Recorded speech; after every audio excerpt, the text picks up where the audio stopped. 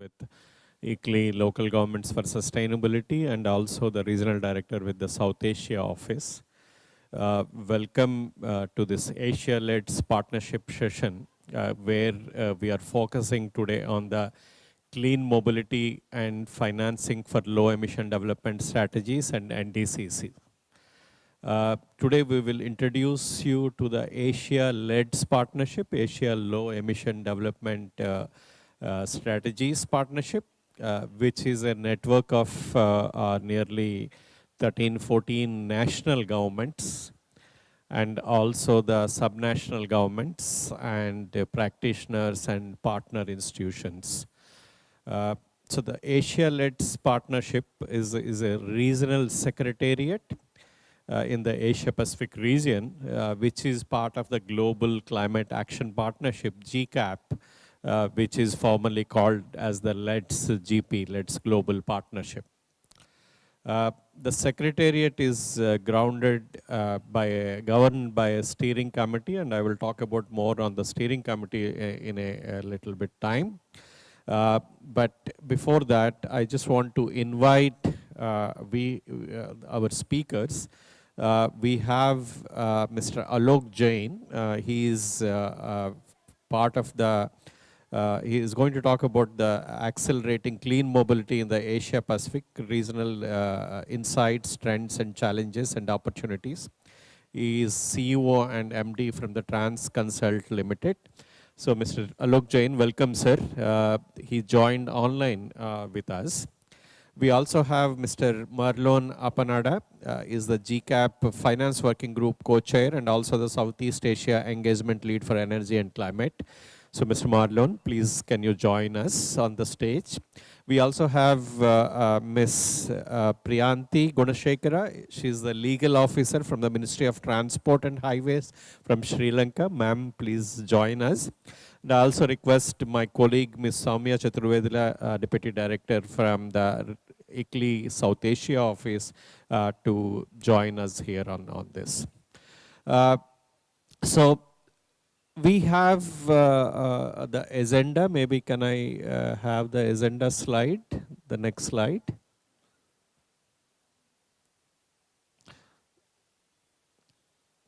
Okay. No, go back to that. Okay, before we go on to the agenda, I will. We have the privilege, as I already said, that the Asia-led partnership is governed by a steering committee. Every 2 years, the steering committee members have been either nominated or elected by the members of the constituency of the Asia-led partnership. As I said that we have 13, 14 national governments, various subnational governments, and also practitioners and partner institutions. So all of them come together and nominate these governing body members. So the latest governing body from 2023 to 2025, we are going to announce this as part of the thing. So may I have those members, the members' names here. This is the announcement on this. Can I have the next slide? Yeah, so these are the national government representatives from Bangladesh, from Mongolia, from Bhutan, and also the Undersecretary Development of Energy. We also have development organization representatives from NDC, LT LEDS unit, and we also have SCAP, OECD, and SCACAP, actually that is South Asia Cooperative Environmental Program. I'm not going to go through all the names here, but we also have private sector and business and others, and we also have academic technical research institution or non-governmental organizations people on that. Next. So these are all going to advise us what can be done for the next 2 years. Obviously, whatever we do, you will talk about more about this program today. What we do, my colleague will give more on that. We also have, obviously, from the Global Climate Action Partnership people and also all the conference of communities of practice people who are part of our steering committee here on that. So with that, I will ask my colleagues to start with that. This is the agenda today. We will have overview of ALP and Mobility Cup by Ms. Soumya Thiruvvedula, and we will have Accelerating Clean Mobility in the Asia Pacific Regional Insights, Trends and Challenges by Mr. Alok Jain. And we have Mr. Marlan will talk about fund mobilizing strategies for the Asian clean mobility. And we have Ms. Priyanti talk about the case study best practice examples on the clean mobility from the Asian country on the initiatives. As I said that we have very short time, maximum half an hour. I was surprised when the organizers of APCW given us the time, they said half an hour. So anyway, that is good, like at least to showcase that what we are doing that. And without wasting any time, I request Ms. Soumya Thiruvvedula to take over and tell about what is that Asia-led partnership is full about. If I ask you, maybe if you can take only 5 minutes, and then we will go to the next speaker already. Soumya, the floor is yours. Thank you, Mr. Kumar. If I may have the next slide, please. It is my privilege today to yeah, I think I'll stand here. It's my privilege today to introduce the Asia-led partnership. It's a network, a partnership of national governments, practitioners, individuals in and experts in the space. Everybody who works on finance, renewable energy, subnational integration, clean mobility, and energy efficiency. The national government members from various ministries are members of the partnership, and they come together, talk to the Asia-led partnership and the Global Climate Action Partnership and the working groups. We have Mr. Marlan Appanada here from the Finance Working Group, and the working groups, the Global Secretariat and the Regional Secretariat, which is Asia-led, all work together to provide technical assistance, to provide guidance, to be a sounding board for the national governments, for them to tell us what their needs are and for us to respond to those needs. So that is what the ALP does. We create opportunities for peer learning.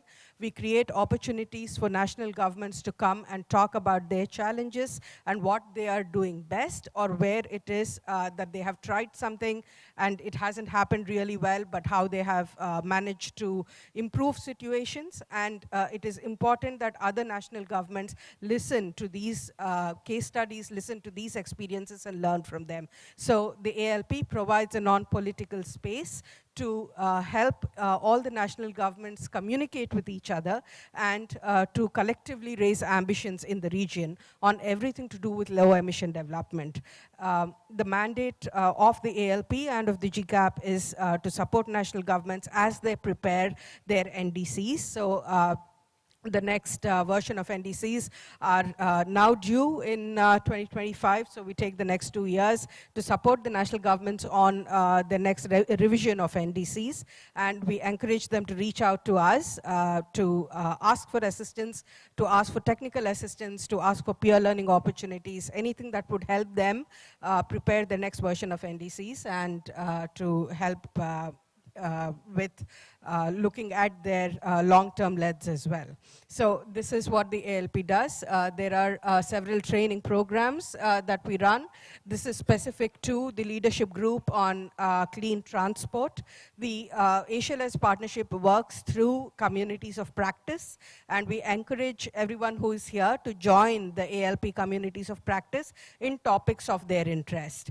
On transport, we have a leadership group where 9 countries have come together and formed a part of this leadership group where they are jointly discussing and coming out with policies with their programs, and the ALP supporting them on that. There are a series of training programs that were conducted, and 2 are upcoming. There's a study tour upcoming in January, and further training programs that will continue from April and May. This is just a brief about the support that we have given so far. For example, in Sri Lanka, we've developed a framework policy a framework for a policy on electric mobility. We've helped scoping of a pre-bus rapid transit system in Thimphu. In Philippines, very interestingly, we've come out with a project information note along with the NDC partnership on the deployment of electric two-wheelers and three-wheelers for logistics, that's for freight, and for e-jeepneys, and especially electric mobility on that. And we've come out with climate action plans in Bhutan. We've come out with recommendations for improving public transit, public transport in Chiang Mai and so on. So if I may have the next slide, please. Yeah. So this is in a nutshell what we are supporting the Asia-Leds partnership with, and we are happy to take any questions and answer any questions that you may have. I once again request you to reach out to the email IDs which are on the screen and be a part of this membership. You could join in as experts, you could join in as learners, you could join in as country representatives, as representatives of institutions that are working in this space. So thank you very much. Thank you, Ms. Soumya, giving us about information about the Asia-Leds partnership and what you do that. So as she said, I encourage everyone, whoever is not a member, as an individual or through your organization, you can become a member to get the benefit out of this Leds partnership on that. We have our next speaker, Mr. Alok Jain. As I already said, Alok Jain ji is a CEO and MD from the Transconsult Limited. Mr. Jain is going to talk about accelerating clean mobility in the Asia Pacific, regional insights, trends, challenges, and opportunities. Mr. Jain, the floor is yours, sir, and you have 5 minutes time, please. Thank you very much. And if you can just put up my presentation, then okay, perfect. So let me start with a bit of bad news first. So I don't know how many of you had a chance to look at the State of the Climate Action Report that was recently released, but what it says is that we are far behind our targets to achieve the 1.5C, limiting the global warming to 1.5C plus at the moment. But then the good news is that it is still technically feasible, but we have to act very fast. The window of opportunity to do anything is closing very, very fast. And out of the 42 indicators that we have achieved with respect to the decarbonization agenda, we have only achieved one. Transport remains one of the key sectors of decarbonization. It is contributing to almost a quarter of the total emissions at the moment, and it is at the same time increasing rapidly with the economic growth that is coming in Asia at the moment. So what we have to do is that as a global, sorry, can we just remain there? So as a part of our work, the global leaders must pick up the pace and shift into emergency mode on decarbonization. Global emissions must peak by 2025 and decline by more than 40% by 2030. 60% by 2035 if we are to achieve the plus 1.5C agenda. So with that kind of a background, in 2021, the NDC Transport Initiatives in Asia, they established a Council for Decarbonizing Transport in Asia. And this council was basically a group of experts and practitioners from think tanks, academia, finance, and private sector to discuss how a vision of zero carbon transport in Asia can be achieved by mid-century or 2050, and what is needed to be done to get there. Next, please.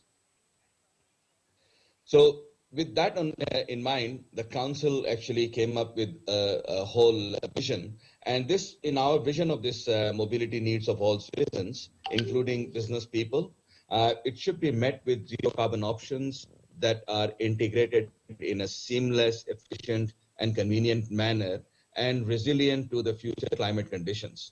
Of course, to achieve this vision and avert the worst impacts of climate change, urgent action is needed, as I said earlier. And while change is never easy, the benefits of the action far outweighs the cost of doing various things. So currently, the inertia is on initiating the change, I think that a lot of countries are realizing this because in the Asia Pacific region, most of the countries are actually at the receiving end of the impact of global warming. So in our vision of 2050, the transport sector should be highly efficient and should be fully decarbonized. We should ensure a better access to mobility for everyone. So it's a very inclusive approach to achieving decarbonization. Various modes of transport are available on demand and seamlessly integrated with, of course, a lot of other integrated approaches, passenger information, seamless payment systems, so on and so forth. One of the areas which the report did was to also identify blind spots, the areas which are not adequately addressed at the moment, and freight was one of those areas. So freight, in our vision for decarbonization, the freight will be transported mostly by rail and water transport, and last mile delivery should be handled primarily by electric vehicles, electric trucks, vans, bikes. So logistics companies need to come together to streamline their delivery operations and put a layer of technology which will allow us to achieve a seamless supply chain management within the cities. Next, please. With that view, a report was prepared which was called Path to Zero, a vision for decarbonized transport in Asia. This, of course, report contains all the recommendations that the Council had come up with. It is available in multiple languages. The website details are here. And if you would like to see the launch video, you can scan this QR code, or otherwise the link for YouTube video is also on your screen. So next, please. So these are basically the pillars for action. And this image here represents our view for a generic approach to decarbonized transport in Asia. This figure seeks to highlight the country-specific features that may be relevant to the implementation of certain key actions in a particular country. So it's not catch-all, and it is not a one-size-fits-all approach, but this is like a menu of things from which people can pick and choose what is most relevant in a particular context for a country. So it is clear to us that countries especially in Asia, the countries are not homogeneous. They are very different. They vary significantly, culturally, economically, geographically, and of course politically. So the solutions must be attuned to the country in question, including its level of urbanization, its density, size of the cities, and many other factors that need to be taken into account.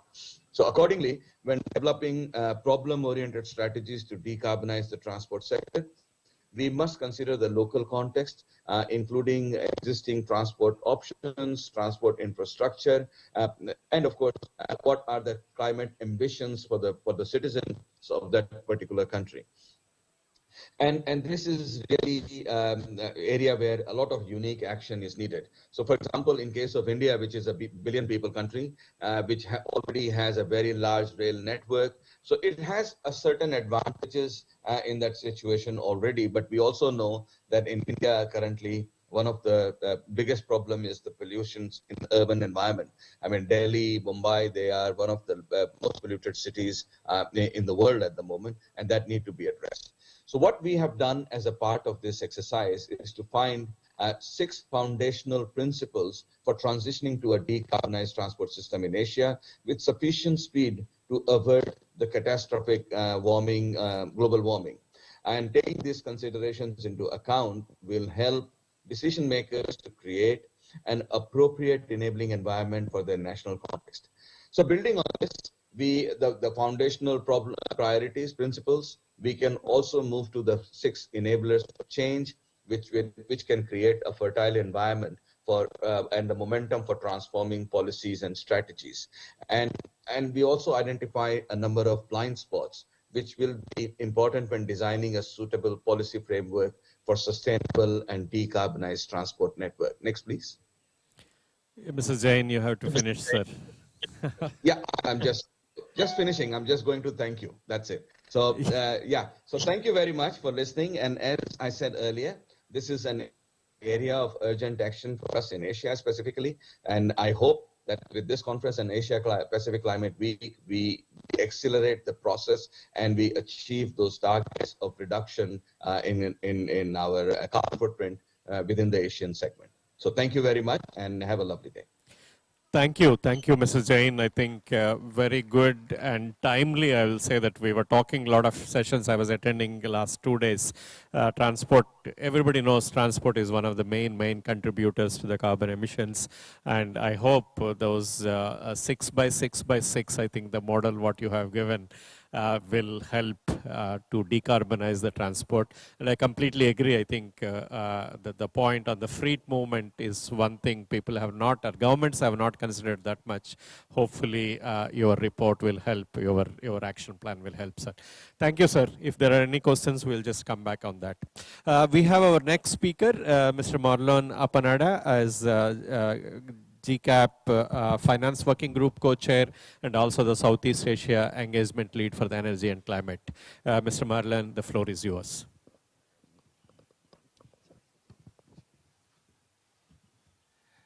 Thank you, Imani. Thank you to the audience who've gathered here today at the Asia Pacific Climate Week. This is a great opportunity for us to introduce and cascade the work that we do at the Global Climate Action Partnership Finance Working Group. And it is great to be preceded by such notable speakers as Soumya, who talked about the communities of practice and the targeted interventions that a geographic cluster of experts has been able to do, because that presages and prefaces the work that we do at GCAP Finance Working Group as well. And I take note of what Alok mentioned about the benefits of change far outweighs the cost of current action. And that entails addressing the causes of inertia, whether it's structural or institutional, whether it's technical capacity, and for the work of the Finance Working Group, the mobilization of finance. So the GCAP Finance Working Group is this special working group under GCAP that thoroughly addresses pathways towards scaling green finance in emerging markets. And when we talk about green finance, it's either greening the finance system, which is capacity building of institutions and governments alongside regulators for both monetary and fiscal policy. But for the purposes of this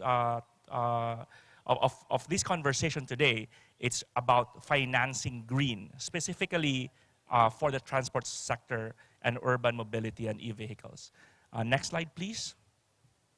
So the GCAP Finance Working Group, I've been chairing this for 3 years or so, and we are very much privileged to have been aligned with a global community that has been very clear on its mission, method, and methodology. Our mission is to support countries in accelerating their investments towards a low-carbon transformation, squarely aligned with what Alok has mentioned about enabling the foundational principles, implementing the change enablers, and addressing blind spots. So that's our mission around capacitating countries to implement the low emission development.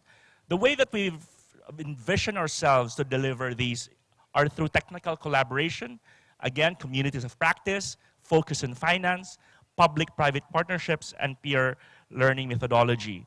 And we can do that in specific ways via membership, expert advisory, and early mover support. We have seen the Finance Working Group deliver on this mission via investment, innovation, green recovery, lesson sharing, as well as tailor-fit learning modules to respond to members' needs and requests. Next slide, please. So for 2023 and looking beyond to next year, we really want to see a move from theory to practice, moving from the what to the how. We see that green finance projects, whether across renewable energy, forest conservation, and in this and for this topic, urban mobility and electrification of transport, we see that while these can be bankable by themselves, there is a gap in connecting them to the emergent and nascent carbon markets, whether it's on the voluntary and compliance side. That is something that we will explore we have started to explore this year as we launch the GCAP Finance Working Group work streams and moving towards next year and beyond. So we aim to bridge this gap through the GCAP Finance Working Group, from green finance projects to carbon revenues. And our 3 pillars of action to deliver this is through identification and development of low carbon projects, carbon finance capacity building workshops, and regional lesson sharing. So going to the specific topic of transport, next slide please. How does this fit to the overall vision of the Finance Working Group? We can take off from what Sumya mentioned about the initiative that we have spearheaded, or that we have started, at Asia-Led Partnership. We can talk about the support that we provided to the Philippines, wherein we supported 2 government agencies, the Department of Trade and Industry and the Department of Energy, and developed 2 project idea notes on sustainable transport. First one being the deployment of 2-wheelers and 3-wheelers in the logistics sector, and then the other on the deployment of e-jeepneys with smart charging and renewable energy integration. So this kind of project idea, this is a project idea note that was prepared and capacitated by the Asia-Led Partnership so that we could submit this to an institution like the NDC Partnership, for which the NDC Partnership can further curate and sharpen the proposal so that we can determine on what are the funding needs or financing needs of such proposal. Okay, so the GCAP Finance Working Group can move this forward as part of our Greening the Finance System capacity building and look at ways to intersect with the other communities of practice within GCAP. Next, so just to talk about we've helped as well develop the project business models. Next slide, please. We've also helped, and now we are scoping the electric vehicle market in Vietnam, looking at plugging into ways to provide guidance on the development of Vietnam's electric vehicle roadmap. So, in closing, the GCAP Finance Working Group is here as another layer of support to enable governments, enable country roadmaps to actualization, and moving from theory to practice in 2024 and beyond. Thank you very much. Thank you, Mr. Marlon, for a very good case study presentation and also what we can do for you from the Asia-Led Partnership. We have our last but not the least, Ms. Priyanti Gunashekara. She's the legal officer from Ministry of Transport and Highways, Sri Lanka. Ma'am, the floor is yours. Good morning, distinguished participants of this slide events. So I would like to express our initiatives of clean mobility in Sri Lanka. Slide, please. As a signatory party to the Paris Agreement on Climate Change, Sri Lanka has submitted its updated national determined contributions in 2021 in order to pave the path of the nation to realize its economic, human, and social advancement along more sustainable trajectory. So we hope to from this emission reduction, infrastructure development, incentive program, public awareness and implementation partnership. Next slide, please. According to our NDCs, our NDC 1 is transport sector system improvement.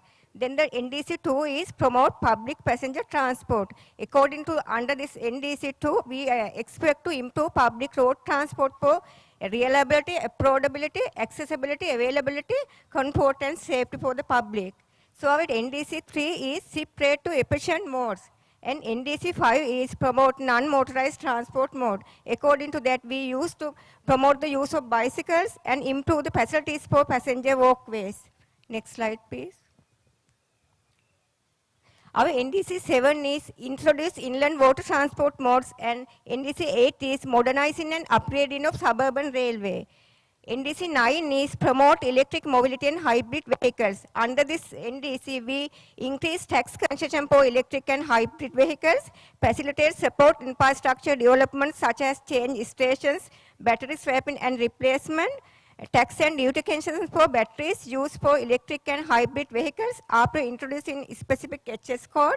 And our NDC 10 is improve vehicle fleet efficiency, improve efficiencies of the existing vehicle fleet, promote the import of fuel efficient vehicles, and introduce programs to change driver behaviors. Next slide, please. Next one. Next one, please.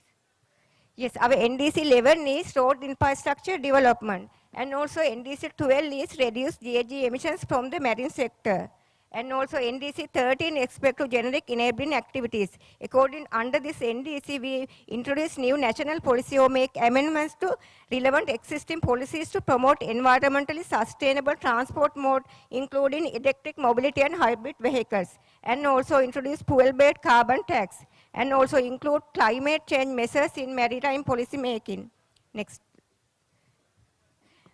So our good practices on clean mobility of transport sector in Sri Lanka, we have promoted non-motorized transport, increased modal share of walking and cycling for short distance trips, and also facilitated remote work and remote working and e-commerce and e-learning to reduce the travel demand.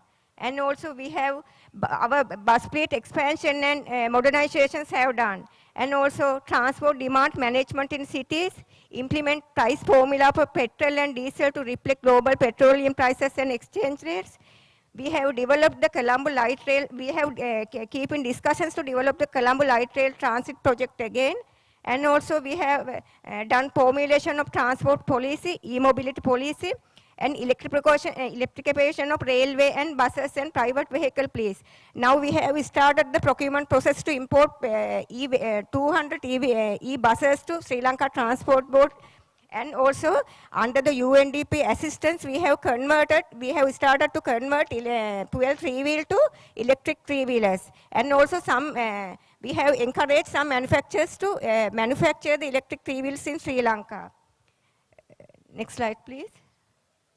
As I earlier mentioned that our national transport policy initiated in 2009, which is currently being updated to address low carbon issues comprehensively. This policy revision aligns with our NDC goals, emphasizing alternative measures to minimize the environmental impact, recycling of used batteries, of careful planning process. And also, we are actively engaged in discussions to prepare an e-mobility policy aimed at electrifying public transport, which will further reduce our carbon footprint with collaborating with private partnership. Thank you. Thank you, ma'am, and very, very comprehensive NDC policy. And I hope your government has that enough money to implement that further. But maybe the finance working group can look into that. Marlon, I hope you're listening to the statement, can support the Sri Lankan government. But very, very comprehensive policy, and I think thought about like what they can do the whole Sri Lanka thing. Thank you, ma'am, for presenting that. I know that we have already 6 minutes into the next session, but happy to take 1 or 2 questions if anyone has any questions from the audience. Yes, sir.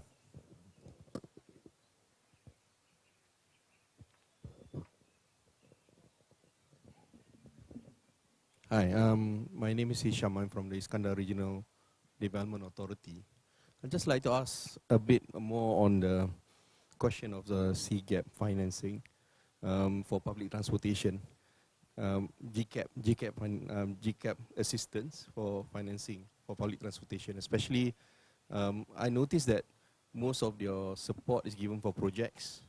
So I suppose that's more on the capital expenditure at the front, but I'd just like to ask, because most of the public transportation financing issues are mostly not actually at the capital part, mostly is at the operational part. Do you provide any assistance and support in that particular area?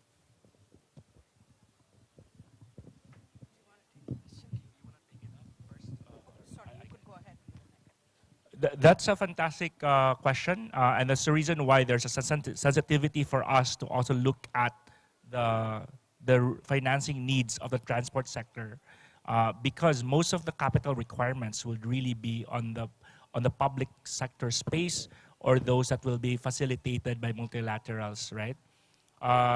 Whereas the finance working group, as you can see from the portfolio of the work that we have identified for 2024, it is really around more commercial rather than pre-commercial activities. But this is a good platform to surface how huge the financing challenges across climate solutions, including transport, because that needs fundamental engagement with national governments to lay the principles, as what Alok has mentioned, the foundational principles to address these. So at that level, GCAP can engage, and then if there are specific project opportunities that are more commercial in nature, that's something that we can take up with more specificity. But I give it to Soumya. Thank you, sir. Thank you for the question. Specifically, I think for the Iskandar Regional Authority, there are 2-3 things that can that the GCAP and the Asia-led partnership can support. One is, of course, we invite the Iskandar Regional Authority to be a member of the Asia-led partnership and join the communities of practice that are here. Technical assistance is provided and peer learning services are provided through the Asia-led partnership. And the technical services are not just for planning or technology selection of finance models, but the assistance can be delivered also for improving efficiencies of operations, for improving efficiencies of the bus fleet, for looking at maintenance and servicing. So any topic that is of relevance to the membership can be picked up. So we have programs where the framework is well defined, and we have certain assistance which is open and can respond to the needs of the membership. So it is not tied to a particular aspect, or a particular ask or need, or a particular aspect of the framework. So it is up to you. You could reach out to us with what you need, and we will be able to respond to that. So just to say that. Hi, yes, Ken. Just a quick one. Haida from Marketing in Asia. So in terms of the experts that we have, I think we do have a lot of experts who can talk about empowering sustainable transportation and clean mobility as well. But where are we now in terms of the implementation? And on the ground level itself, at what stage are we, and how far are we in terms of achieving that clean mobility aspect in APAC? Thank you. So your question is in the context of a particular country or in general? It's in general, okay. Yeah, maybe we can hear from, sorry. Ma'am, what is Sri Lanka doing specifically? On the sustainable transport, what is happening real on the ground? What is happening today? These days, actually, we are facing dangerous, critical financing problem. But we are doing more programs and more things to obtain the sustainable transport.